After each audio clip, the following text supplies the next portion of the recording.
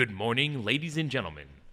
Welcome to the Medal of Honor induction ceremony in honor of Captain Larry L. Taylor. Captain Taylor was presented our nation's highest and most prestigious award for valor by the President of the United States, the Medal of Honor. This morning, he will formally be inducted into the Pentagon's most sacred place, the Hall of Heroes. Our official party for today's ceremony includes the Secretary of Defense, the Honorable Lloyd J. Austin III, the Secretary of the Army, the Honorable Christine E. Wormuth, the Chairman of the Joint Chiefs of Staff, General Mark A. Milley, the Vice Chief of Staff of the Army, General Randy A. George, and the Sergeant Major of the Army, Michael R. Weimer. Ladies and gentlemen, please stand for the arrival of the official party and remain standing for the singing of our national anthem by Staff Sergeant Ian Kelly and the invocation delivered by Chaplain William Green.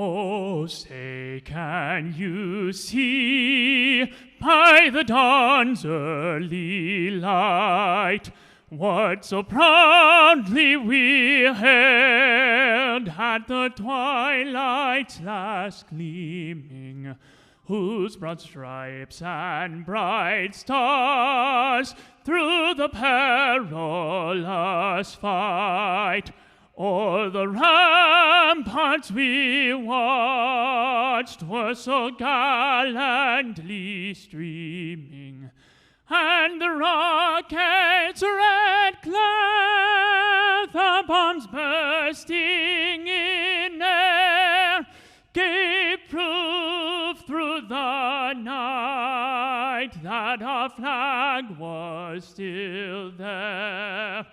Oh, say, does that star-spangled banner yet wave o'er the land of the free and the home of the brave?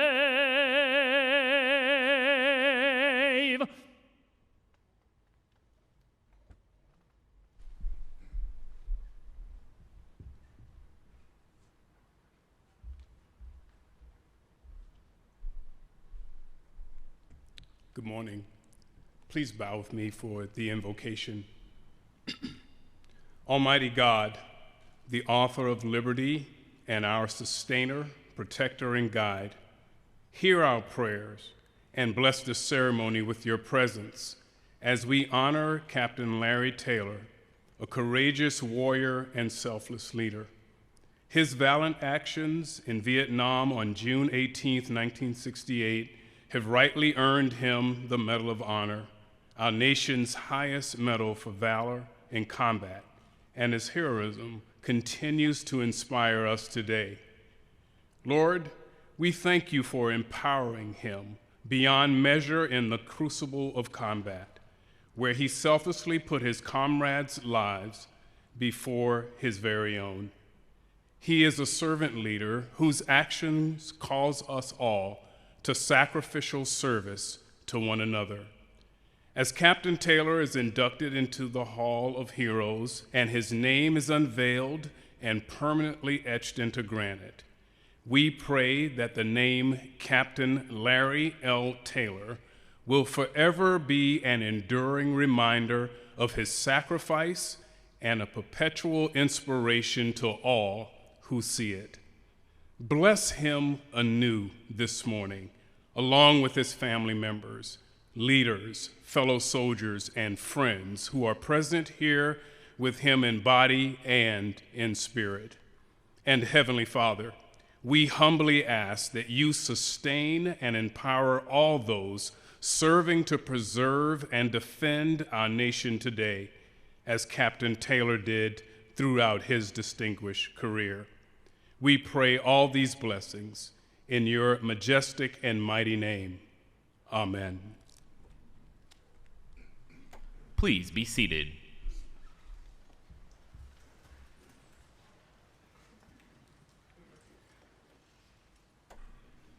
Ladies and gentlemen, the Vice Chief of Staff of the Army.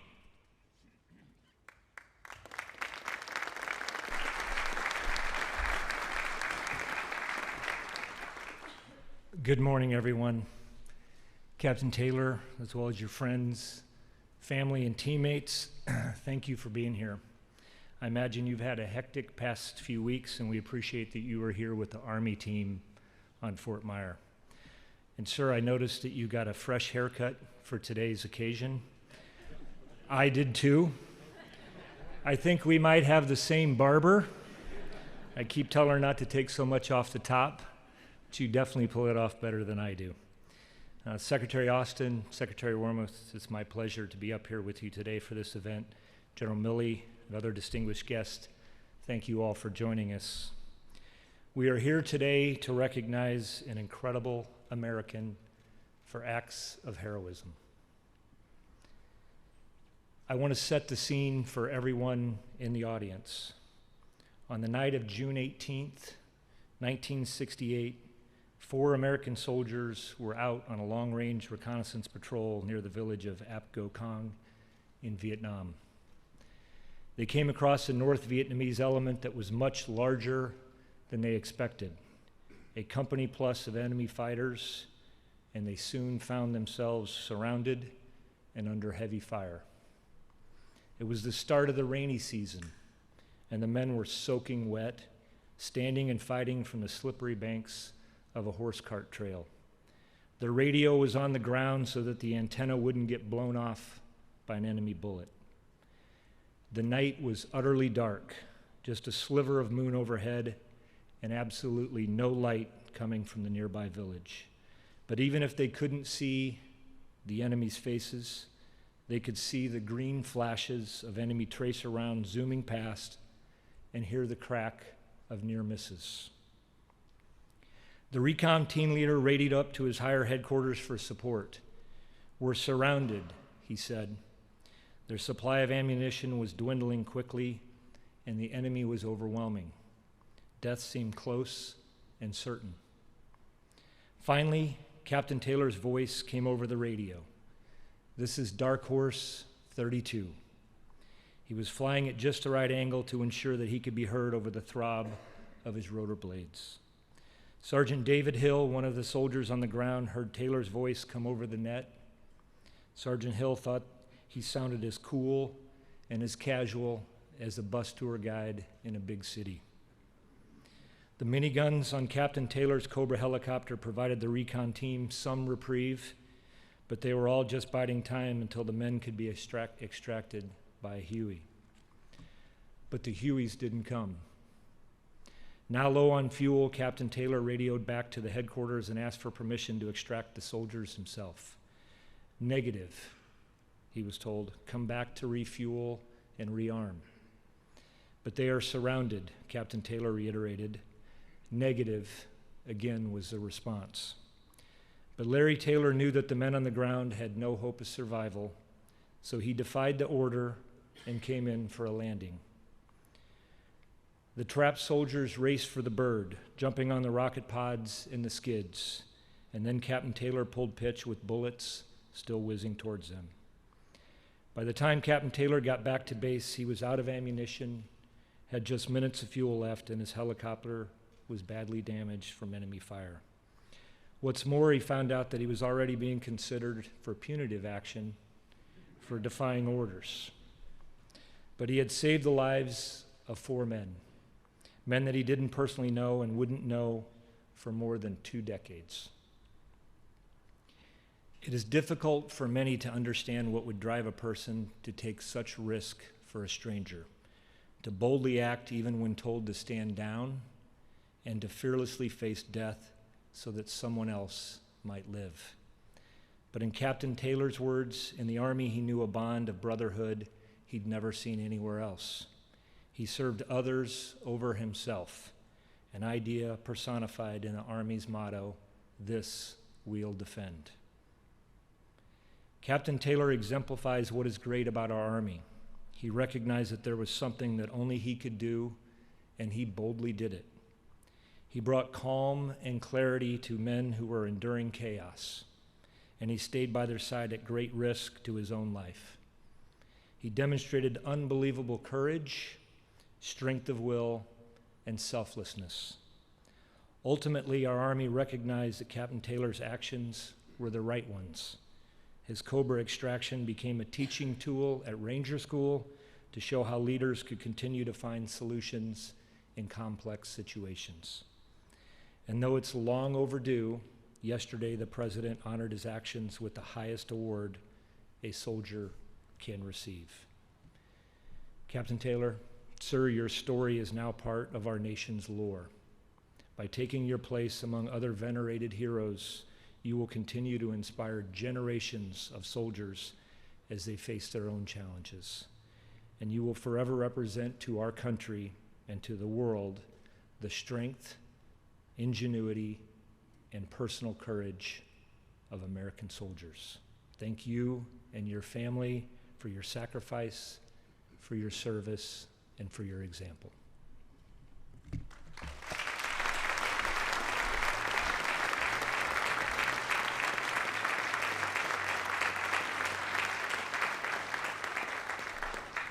Ladies and gentlemen, the Secretary of the Army.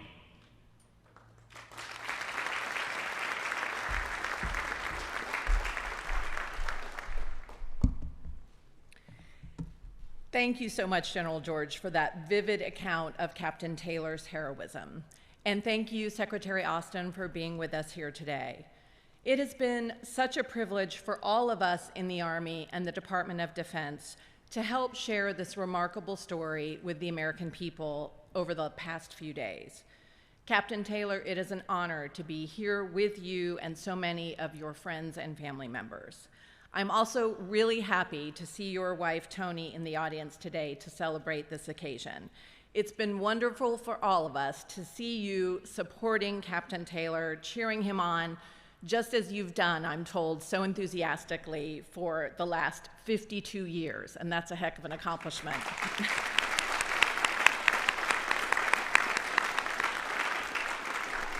Some of Captain Taylor's fellow veterans are here too, including Sergeant David Hill, whose life he saved, and Staff Sergeant Mike Holden, who has remained one of Captain Taylor's closest friends since a chance encounter at a Vietnam vets reunion. The Army prides itself on bringing out the best in its people. Every day, our soldiers have the chance to demonstrate their commitment to a higher cause and help keep the Army rolling along in defense of our nation. But not all of those soldiers will find themselves in combat, and among those, even fewer will ever face a decision to risk their own life to save the lives of their fellow soldiers. The names of those soldiers who stared down death in the service of something larger than themselves are inscribed on the wall of the Pentagon's Hall of Heroes and now at the Memorial Garden of the new National Museum of the United States Army. This morning, we are honored to add another name to both of those walls of honor and remembrance. The name of a person whose actions, as General George described them, bring to life one of our Army's most critical values, selfless service. Medals of honor are rare. The acts they memorialize are uncommon. But those who have known Captain Larry Taylor throughout his life know that for him, selflessness is a part of who he is. So today, while we honor a single courageous act, I want to speak about Captain Taylor's lifetime of commitment to this Army value. The idea of service was instilled in Larry Taylor from his earliest days. His great uncle fought in World War I. His dad was in the Navy and fought in World War II.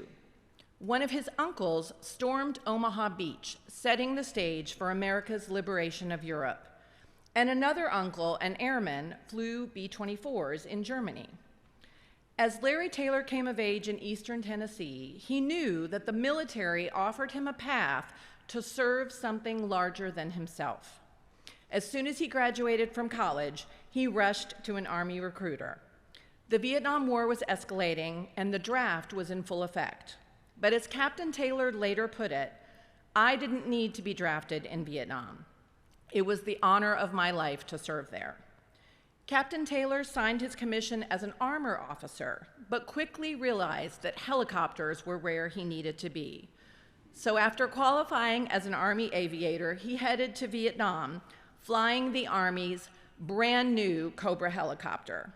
So new, as I heard back in the green room, that we didn't actually even have manuals, and Captain Taylor was flying them based on worksheets.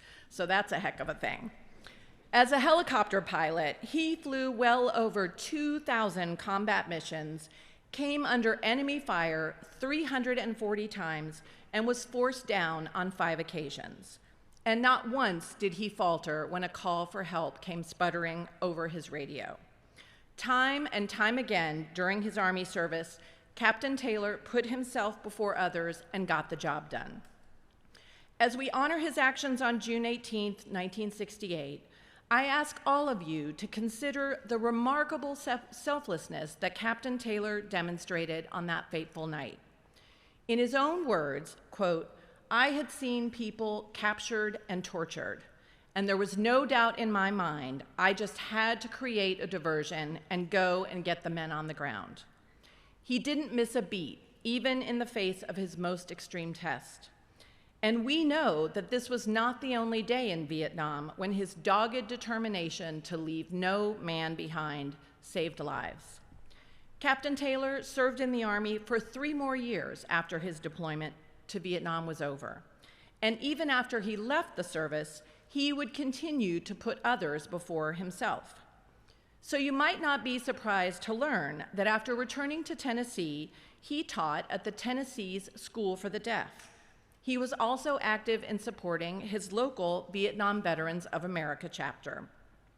And many years later, after taking over his father's sheet metal company, Larry chose to give parts of it away when the time came for him to retire.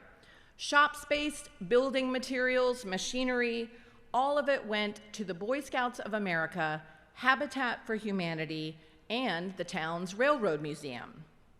In the years after Vietnam, Captain Taylor and Tony were putting down deeper roots in the Chattanooga area. And as they did, a movement was gaining momentum to upgrade his Silver Star to a higher and more rarely awarded honor. At the center of this effort were David Hill, one of the 4 soldiers he saved, and others like Mike Holden and General B.B. Bell, who were not present on that fateful night. They worked tirelessly to share the story of Captain Taylor's heroism, and their own selfless efforts drew more to their cause, members of Congress, artists, and musicians. Captain Taylor inspired them, and he inspires us, reminding us that we are all bound together by our common humanity, and often we depend on others in tough situations. People can be quick these days, it seems, to put their own needs and interests ahead of others. But Larry Taylor reminds us what genuine service looks like. Captain Taylor, to this day, your legacy continues to reverberate within the United States Army and motivating Americans from all walks of life. Your dedication to service, shown in this single act that we honor today, has inspired many. You didn't dedicate your life to these values because you wanted or expected praise. From Chattanooga to Vietnam and back again, and during each of your individual battles, including the one you are fighting now, you have kept a smile on your face and your composure. You have reminded us that when facing any problem, there is always a solution, and you should never give up. You have even said that if transported back in time and given the chance, you would go back to Vietnam tomorrow and save those men all over again. Through it all, Captain Taylor, you have put others first. Today, we are happy to put you first. We recognize and honor your selfless act, and we applaud the countless selfless choices you have made. Thank you again, Captain Taylor, for your truly selfless service.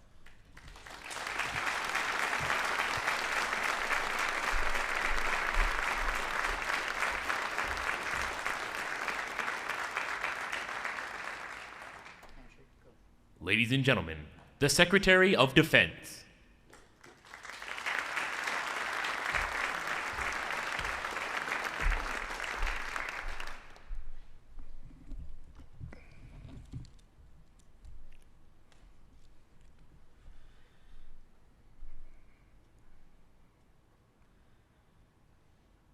Well, good morning, everyone.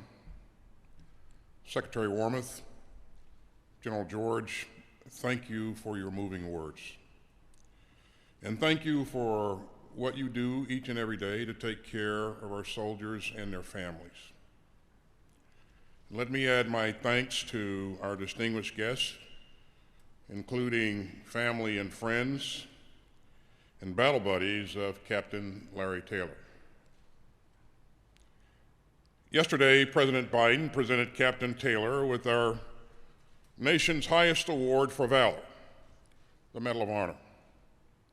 And today, I am deeply honored to be here with all of you as we add his name to our Hall of Heroes. As you heard earlier, on the night of June 18, 1968, then Lieutenant Taylor was at Fuloy Base Camp when he heard the horn go off. And he knew what that sound meant. It meant that somewhere American soldiers were in trouble. And he had 2 minutes to get his Cobra attack helicopter in the air and fly towards him. So he got moving, along with his co-pilot and another helicopter team. Now, Lieutenant Taylor had a radio frequency, and he knew the general direction of where he was headed, but that was it. He didn't know the exact coordinates of the soldiers who were in danger, or what he would encounter once he got there, or later that night that he would pull off a feat that had never been done before. He just heard the horn, and he took off flying.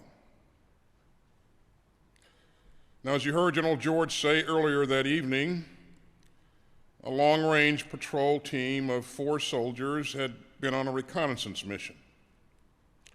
And they walked into a rice paddy about the size of a football field and soon realized that they were in the middle of a staging ground for opposing forces. And suddenly they were surrounded by at least 80 enemy troops. Now these soldiers, these 4 American soldiers, were trained in escape and evasion. But in this case, they had nowhere to escape to. What they did have was a radio, and that was their lifeline. Because on the other end of that radio was Lieutenant Larry Taylor. Lieutenant Taylor flew over the rice paddy, but he couldn't see his comrades on the ground from his helicopter. He later recalled that it was so dark, it was like looking down into an inkwell. But 4 soldiers' lives were in grave danger. So he daringly dipped to low altitudes to find them.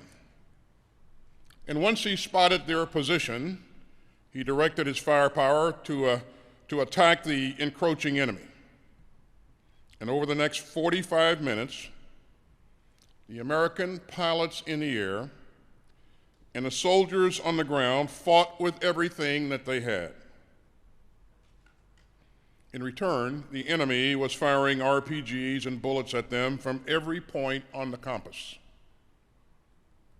Now, even with the blast and the tremors of rockets and rifles, Lieutenant Taylor and his wingman, Warrant Officer James Ratliff, fearlessly made treetop attacks on the opposing force. And when they ran low on firepower, Larry Taylor made fake runs to draw enemy fire toward his helicopter to spare the men on the ground. And soon, Lieutenant Taylor had fired every single rocket in nearly every round that he had. And he was running low on gas. Now, usually that meant he would fly back to base and refuel and rearm. But the 4 men on the ground were down to their last magazine of ammunition. And Lieutenant Taylor estimated that they were still outnumbered by at least 15-1. And no evacuation Huey helicopter was on the way. And so leaving them behind would mean certain death. It was now or never. So Lieutenant Taylor quickly came up with a plan. In a clear and calm voice, he directed the soldiers where to point their last claymore mines. And when Larry Taylor gave the signal, they detonated the mines. Now that cleared a path, and the men ran as fast as they could through the clearing. And a few moments later, the 4 men could feel the downward blast coming from the Cobra's blades. In Lieutenant Taylor's words, they all arrived at the same hole in the mud. Now, as many of you know, the Cobra was only designed to carry a pilot, a co-pilot, and ammunition. And the cockpit was just 36 inches wide. And Larry, I still don't know how you fit in that cockpit, but you did it somehow. But Lieutenant Taylor remembers that it was so small that you couldn't even open a paper map and have the map be useful to you. So there's no use in even opening the map. So evacuating soldiers with this kind of helicopter was absolutely unheard of. And most would never think to even try it. But after making it through an intense firefight and miraculously meeting up with the patrol team on the ground, Lieutenant Taylor was willing to improvise. So over the radio, he told the men to hang on to the outside of his helicopter wherever they could. Sergeant David Hill and Specialist Bill Kahn climbed onto the rocket pods, and Specialist Gerald Patty and Private Bob Elsner held on tight to the skids. And within 10 seconds, they were off. Lieutenant Taylor climbed to 1,500 feet in the air before turning on his navigation lights. Moments before, the patrol had feared for their lives. And the next 10-minute flight was the ride of their lives. Lieutenant Taylor touched down at a secure location, and the 4 soldiers ran out in front of the helicopter, ducking under the blades. And they turned back to look to catch a glimpse of the pilot who had just risked everything to rescue them. They could hardly see Lieutenant Taylor's helmet through the haze. But they gave him a salute and a grateful thumbs up. The valor that Lieutenant Taylor displayed that night was extraordinary. But to Larry Taylor, it was simple. He would never leave a man behind, now or ever. Since leaving military service, Captain Taylor has gotten Christmas cards from the families of those he protected in Vietnam. And at reunions, he's met many of their descendants. Because when Captain Taylor saved 4 lives that night, he secured the future of new generations of Americans. And I'm happy to say that there's a new addition to that legacy. David Hill, one of the men who rode on the Cobra's rocket pod, is here with us today, along with his 4-month-old grandson. So let's give them a round of applause.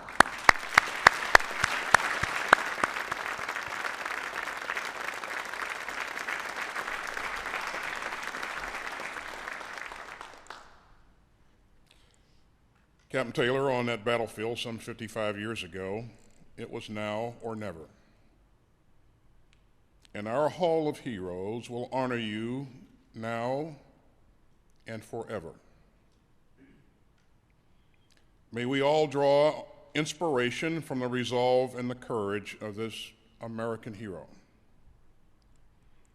May God bless Captain Larry Taylor and his family, and all those who stepped up to serve the country that we love. And may God continue to bless the United States of America. Thank you.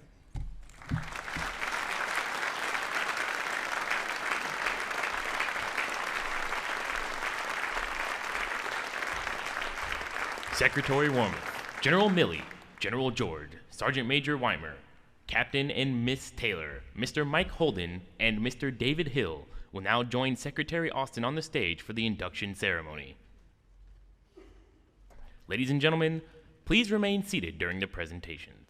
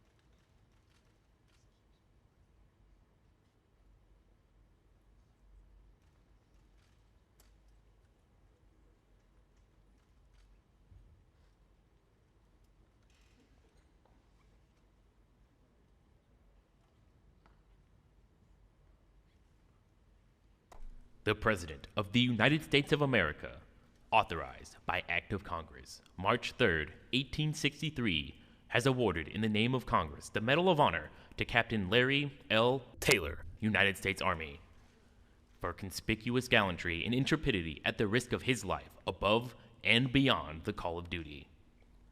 First Lieutenant Larry L. Taylor distinguished himself by acts of gallantry and intrepidity above and beyond the call of duty while serving with Troop D Air, 1st Squadron, 4th Cavalry, 1st Infantry Division on June 18, 1968, near the village of Ap Go Kong, Republic of Vietnam. On this date, 1st Lieutenant Taylor commanded a light fire team of 2 Cobra helicopter gunships scrambled on a nighttime mission in response to an urgent call for aerial fire support from a 4-man long-range patrol team. Upon arrival, 1st Lieutenant Taylor found the patrol team surrounded and heavily engaged by a larger Viet Cong force. He immediately requested illumination rounds from supporting artillery to assist with identifying the enemy positions. Despite intense enemy ground fire, he flew at a perilously low altitude, placing a devastating volume of aerial rocket and machine gun fire on the enemy forces encircling the friendly patrol. For approximately 45 minutes, 1st Lieutenant Taylor and his wingman continued to make low-level, danger-close attack runs on the surrounding enemy positions. When enemy fire increased from the village of Ap Go Kong, he requested artillery rounds with lower illumination altitudes be fired on that portion of the village so that the burning rounds ignited the enemy positions. With both Cobra gunships nearly out of ammunition and the enemy still closing in on the patrol team, 1st Lieutenant Taylor flew the patrol team's potential ground evacuation route, finding it unviable based on the heavy enemy fire encountered. Returning to the patrol team's location, he continued to circle it at a low level under intense enemy fire employing his searchlight to make fake gun runs on the enemy positions to distract them from the patrol team. Running low on fuel and with the patrol team nearly out of ammunition, First Lieutenant Taylor decided to extract the team with his 2-man Cobra helicopter gunship, a feat never before accomplished. He directed his wingman to fire their remaining minigun rounds on the patrol team's east flank. First Lieutenant Taylor then fired his own last minigun rounds on the enemy positions, opening an avenue of movement to the east for the patrol team. He directed the patrol team to move 100 yards towards the extraction point, where First Lieutenant Taylor, still under enemy fire, landed his helicopter and instructed the patrol team to climb aboard anywhere they could. With the 4-man long-range patrol team seated on rocket pods and skids, he evacuated them to the nearest friendly location, undoubtedly saving their lives. First Lieutenant Taylor's conspicuous gallantry, his profound concern for his fellow soldiers, and his intrepidity at the risk of his life above and beyond the call of duty are in keeping with the highest traditions of military service and reflect great credit upon himself, his unit, and the United States Army.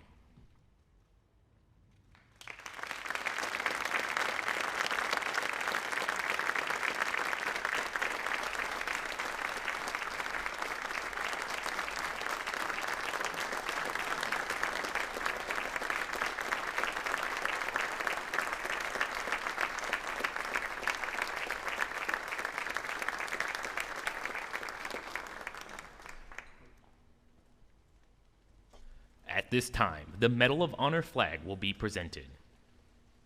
On the 23rd of October, 2002, Public Law 107-248, Section 8143, established the Medal of Honor flag to recognize service members who have distinguished themselves by gallantry in action above and beyond the call of duty. The Medal of Honor flag commemorates the sacrifice and bloodshed for our freedoms and gives emphasis to the Medal of Honor being the highest award for valor by an individual serving in the armed forces of the United States. The light blue color with gold fringe bearing 13 white stars are adapted from the Medal of Honor ribbon.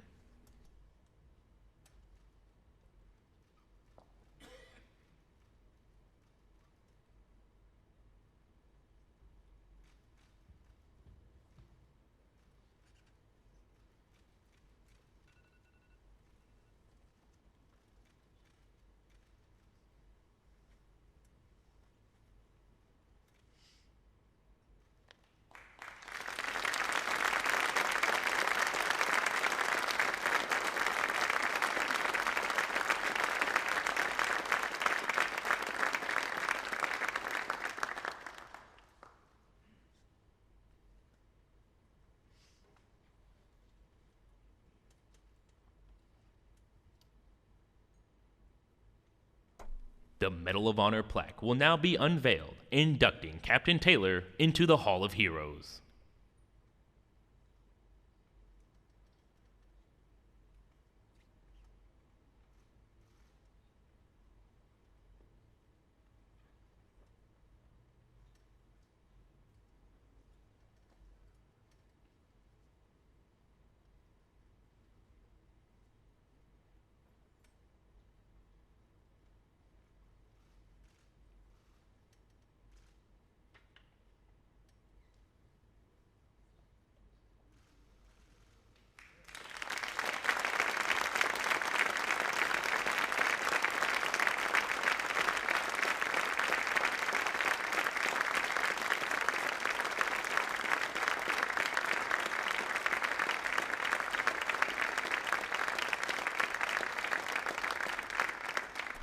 At this time, please direct your attention to the screens as a soldier unveils Captain Taylor's name on the Medal of Honor garden wall at the National Museum of the United States Army.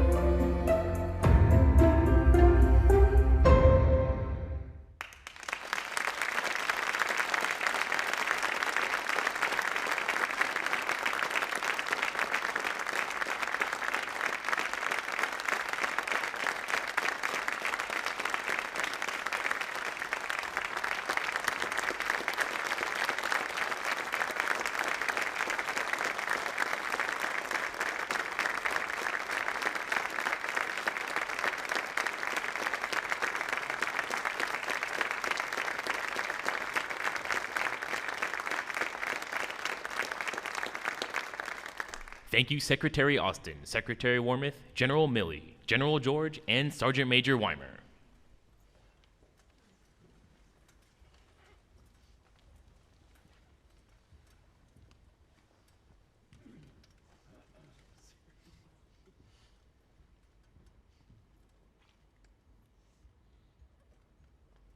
Ladies and gentlemen, Captain Larry L. Taylor.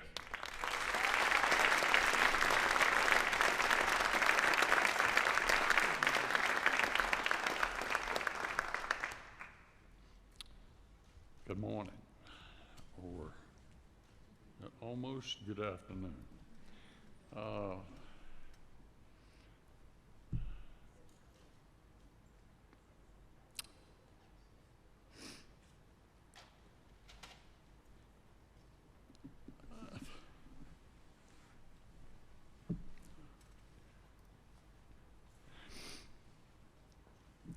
think ever since I was a little boy, I've always dreamed of one day having a medal one. And today that dream came true. I think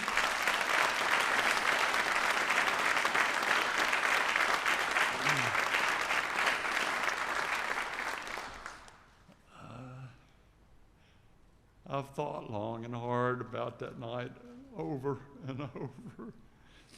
And I don't know what we could have done to make it any better. We didn't lose a man. And everybody we came with went home with us. Except few that had gone.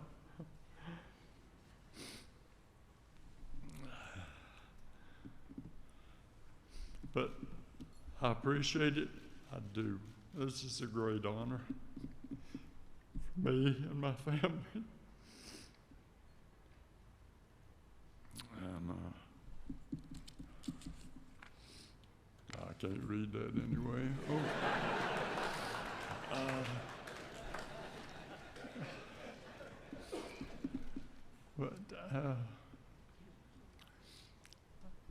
I'd ask if there are any questions, but I'm afraid I couldn't answer them, and I just looked more stupid.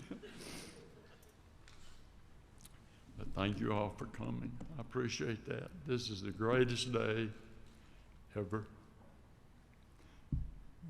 The best ever. So I thank you, and I just want to salute you for coming.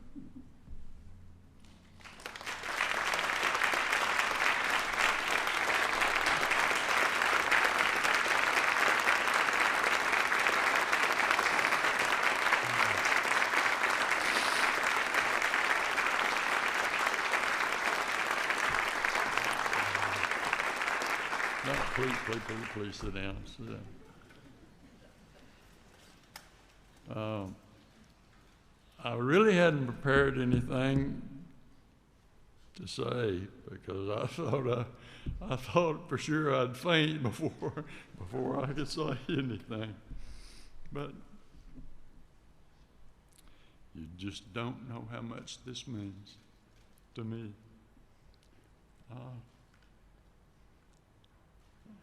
And people ask me about that night, what possessed you to do that?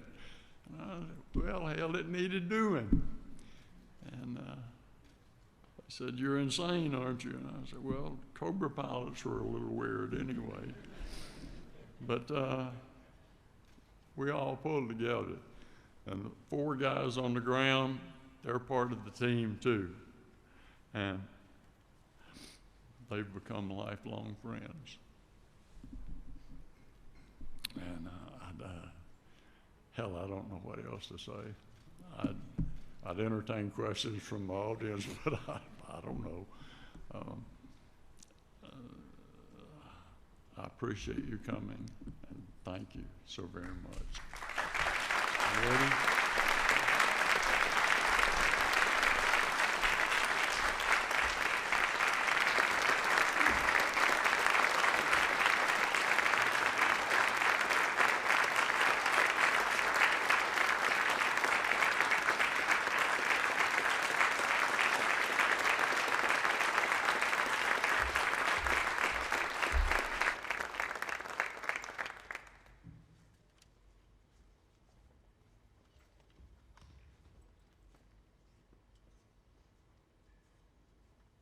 I wanted to fly because I had been on the ground in Vietnam, and that sucked. So I wanted to avoid all of that.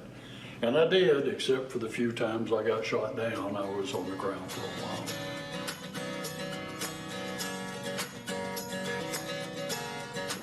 This was the cockpit of an old B-model Huey, which had a crew of 4 and all kinds of doors that opened. That's what we flew until we got the Cobras. The Cobra was 36 inches wide, and that was in the cockpit. That's the rear seat of a Cobra. And that would cruise at 240 miles an hour. The Vietnamese had a saying, and it says, "Don't shoot the skinny ones. Don't shoot at the skinny ones." And the Cobra. With the Cobra, you could set your controls over salvo. You could put 76 rockets on the ground in about 8 seconds, which was exciting.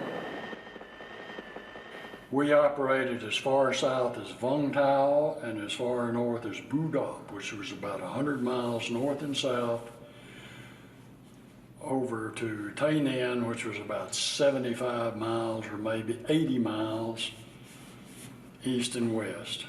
We were responsible for everything in that area of operation.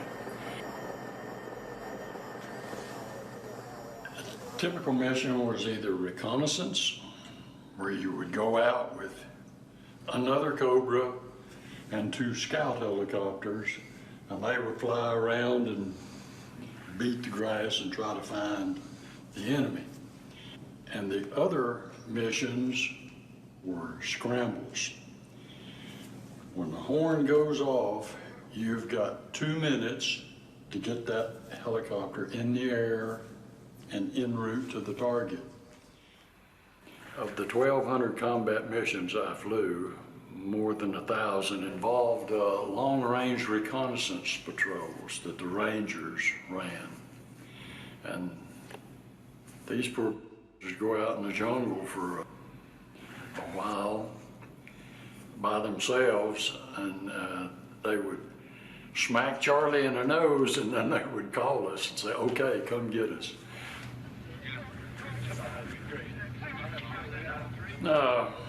We were sitting there minding our own business, thinking, let's hope that we don't get called tonight, and bam, the horn went off.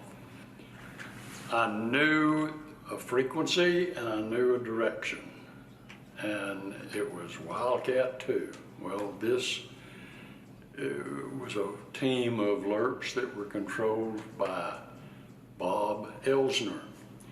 Bob was either a Sergeant E7 or a private, depending on who he had smarted off to. That night he was a private. And he said, well, we're in a rice paddy in a village south of Apgo Kong, and there's probably 100 people in here with us. I said, okay, let's go down and see what we can find. So I located him with my radio beacon and flew over him, and he said, okay, you're right directly overhead. He said, can you provide some artillery? And I said, no, not really, Bob, because I don't know where I am and I don't know what the coordinates are. But I know what the coordinates of that village are. I'll call and get some magnesium parachute flares over that village, and it'll light up. And I'll come down low level and scoot across the ground, and everything will be backlit. So that's what we did. And We turned loose 152 rockets and 16,000 rounds of minigun. They were still outnumbered 15 to 1, maybe 16 to 1. And I said, Bob, do you have any Claymore mines? And he said, yes, got 4. And I said, well, you're completely surrounded, and I want you to point 2 of your Claymore mines to the north, 2 on 135-degree azimuth. And when I say blow them, you blow them and run like we're going to blow a hole in that ring. And then the Tactical Operations Center said, no, you don't pick them up. They're trained to escape and evade. And I said, there's no place for them to escape and evade to. Please stay off my radio. And so I said, you ready, Bob? He said, ready. So we went down. I shut out all the lights and landed in the dark. They were running in the direction they were supposed to run. But I noticed that only 3 of them were running. One of them kept lagging. They were out of ammunition. So he had a bag of grenades, and he would drop back about every 50 feet and throw grenades at the North Vietnamese regulars. And then he would run another 50 or 60 feet and throw more grenades. And finally, we all arrived at the same hole in the mud, and they jumped on. And the patrol leader, Bob, and the man in front was Gerald Patty from Maryville, Tennessee. They jumped on and smacked the side of the ship. And then Billy Kahn and Dave Hill jumped on the rocket pod and slapped the canopy. So I had the lights out and I just pulled the pitch and went up to a 1,500-foot hover. I called my co-pilot, who sits right in front of you, and he said, we've got them. He said, what are you going to do with them, sir? I said, what do you want to do with them? We can't take them home. They'll freeze to death before we get them there because they're sopping wet. And you fly them at 150 miles an hour, they lose grip and fall off.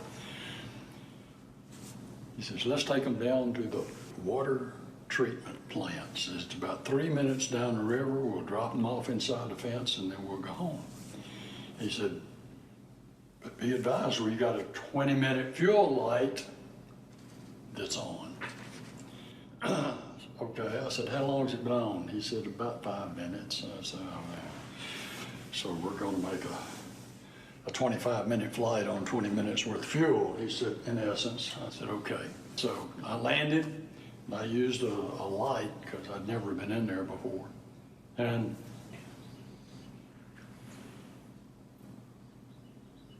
they all rolled off and ran to the front of the ship and got out from under the rotor blade, and they went to the fence, and they all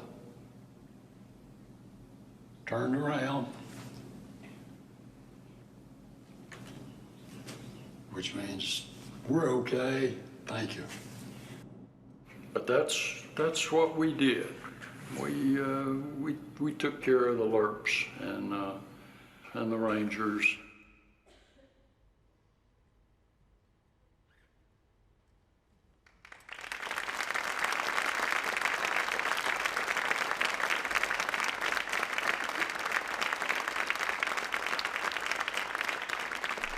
Ladies and gentlemen, Mr. David Hill.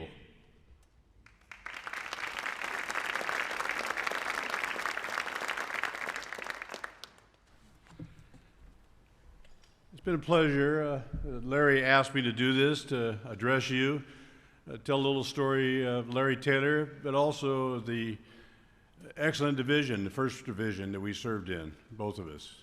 All the gentlemen here on berets on the right side, all the aviators and the fellows with the cavalry hats. We were the big red one. When you're a commander like Larry that's in a battle, long from any higher headquarters or from any superior officers, you're in the arena. Decisions are yours. You got to live with them, right or wrong. We all received that mission when we first got to the Big Red One. And it had been the mission statement, if you will, of the Big Red One for many decades. We got to Vietnam. You walked under a portal, an archway, at Zion Division Headquarters at that time. And then across the top of it is the Big Red One's motto, mantra. However, I think, to me, it represents more what the military calls the sense of the commander. If you're cut off from communications, if your battle plan changes and you have to adapt because the enemy also gets a vote, you know what to fall back on. Since the commanders, your commanding general is telling his colonels, his majors, his captains, lieutenants, on down the line, what they're to do. And ours is very distinctive. No mission too difficult. No sacrifice too great. Duty first. Simple message, very straightforward, not something you're going to forget. From the trenches of World War I and the city of Cantigny, France, the first assault on the German forces was by our 28th Regiment. They became known as the Black Lions of Cantigny for that.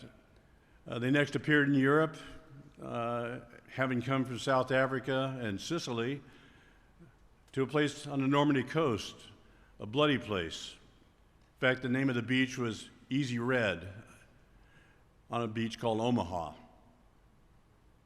Lost many men. They made it up through the causeway on top and continued inland, with their to the mission, to their assignments. When Larry Taylor and myself and my teammates arrived in Vietnam, our terrain would be rice paddies and jungle, bamboo, elephant grass, which would, if you didn't have your sleeves down, it would cut you. So it's a different terrain, but it was still the Big Red One. No mission too difficult, no sacrifice too great, duty first. For Captain Taylor, there was no confusion, no lack of clarity as to what lay before him and what he needed to do. He came into that fight with two primary tools to win it, to save our team. He had a lot of rockets, he had a lot of minigun ammunition, and he had an incredibly swift, powerful, versatile, and agile helicopter, brand new in the 1st Division inventory, the AH-1G Cobra. And he would use it to great effect. So over the course of the fight, later in the fight, he started to run out of ammunition. He started to run out of fuel. And he started thinking, as any good commander did, well, I've just lost two of my primary tools. What do I have left? I haven't run out of options. They're just fewer. I have a tremendous aircraft, taking battle damage, but still flyable. I can do something. We're not going to win this fight, obviously. We don't have, and I can no longer help the team survive, who also were out of ammunition. We were tapped out. We had our K-bar knives, and that was it. And I happened to have a few grenades to throw still. So Larry Taylor, he did what I think a good commanders do. He said, when you're up against it, and you need to keep thinking. The solution's there. Go ahead with that decision. Commit yourself. And if it doesn't work, there's always another idea. You never give up. The team's not going to give up, and I'm not going to give up on them. Larry's own motto is "Leave no man behind." In his case, leave no man on the ground. He knew if he left, we wouldn't be there, not alive.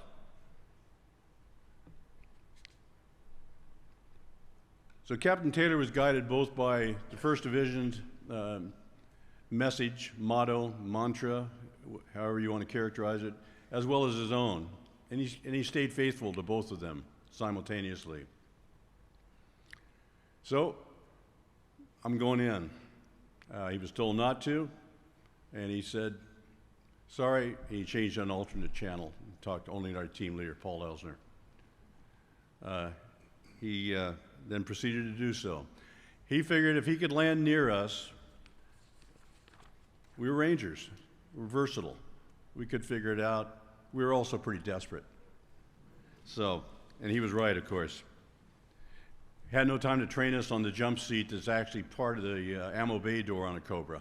And there would have been any time to find it, and it was, as was said, it was inkwell dark. So he thought, I got to deliver those guys from the battle since I can't win it, and I'm not going to lose them. And he did. His actions that night, he had received our nation's third highest medal, the Silver Star Medal. We looked at that, though, and said, there are a number of Silver Stars awarded. There's distinction between what the gentleman that won those did, not won, wrong term, that received those, and what he did. It's just a matter of stacking. And it was beyond the next level, which is Distinguished Service Cross. So we're going to go for the big one. Should have happened 55 years ago, but it didn't. But again, Captain Taylor never gave up on us, and it's incumbent on me to do something about it. By this time, I was the only surviving member of the Long Range Patrol Team. I'd been the rear security and assistant team leader. We lost we lost Billy Kahn and his entire team on October 21st, 1968. The other two gentlemen, Elsner and Patty, died of cancer back in 2010, 2015. So what I had to do basically is fall back on a very key part of what's known as a Ranger Code, a Ranger Creed. And it reads,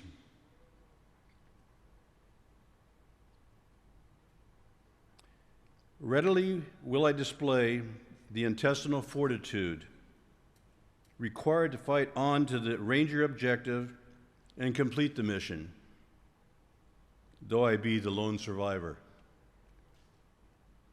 It means a lot to me, just as Larry Taylor's actions do. We formed a team. We called it a cross-country team, myself in Nevada and all the other folks in Chattanooga, Tennessee.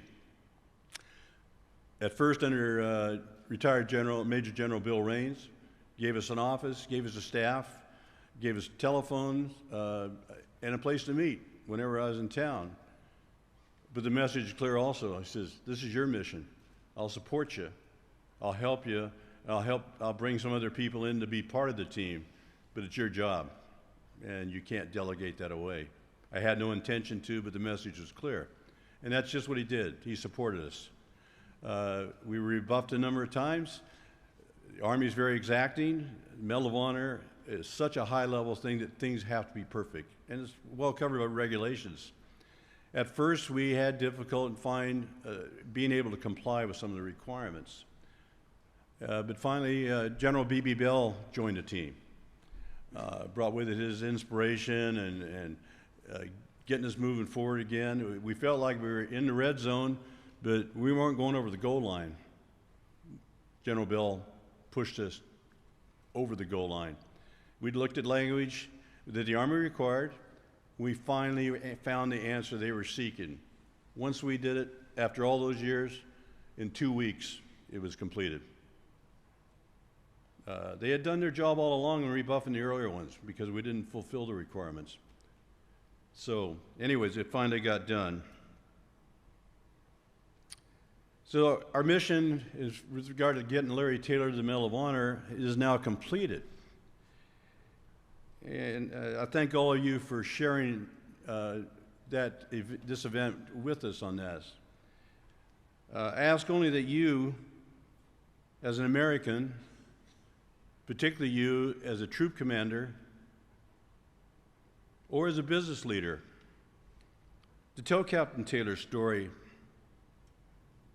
in order to inspire your men, your employees, your subordinates, the men you lead. Look to Larry Taylor's style of leadership.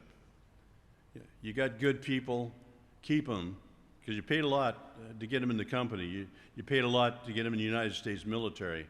You inspire them forward, and they know if they do the job, they will be going up the line. This ends this part of the ceremony today, but Captain Larry L. Taylor's story will never end so long as we repeat it. Thank you.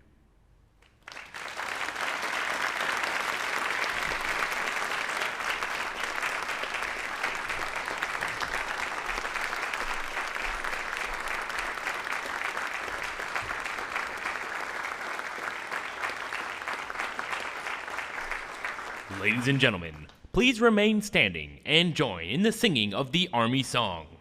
The words to the Army Song can be found in your program. March along, sing our song with the army of the free. Count the brave, count the true, who have fought to victory. We're the army and proud of our name. We're the army and proudly proclaim. First to fight for the right and to build the nation's might, and the army goes rolling along. Proud of all we have done, fighting till the battle's won, and the army goes rolling along. Then it's hi, hi, hey, the army's on its way. Count off the cadence loud and strong. For where'er we go, you will always know that the army goes rolling along.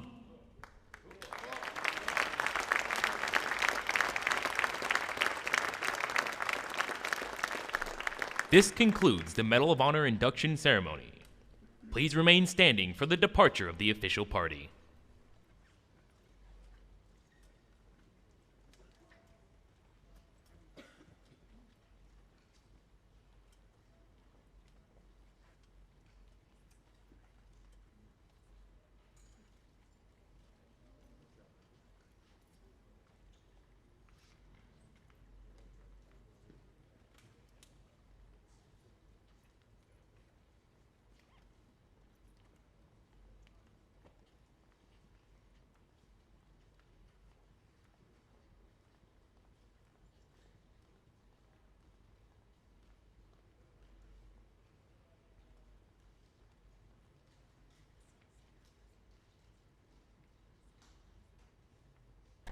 Ladies and gentlemen, thank you for joining us for today's ceremony honoring Captain Taylor. Thank you for attending, and enjoy the rest of your day.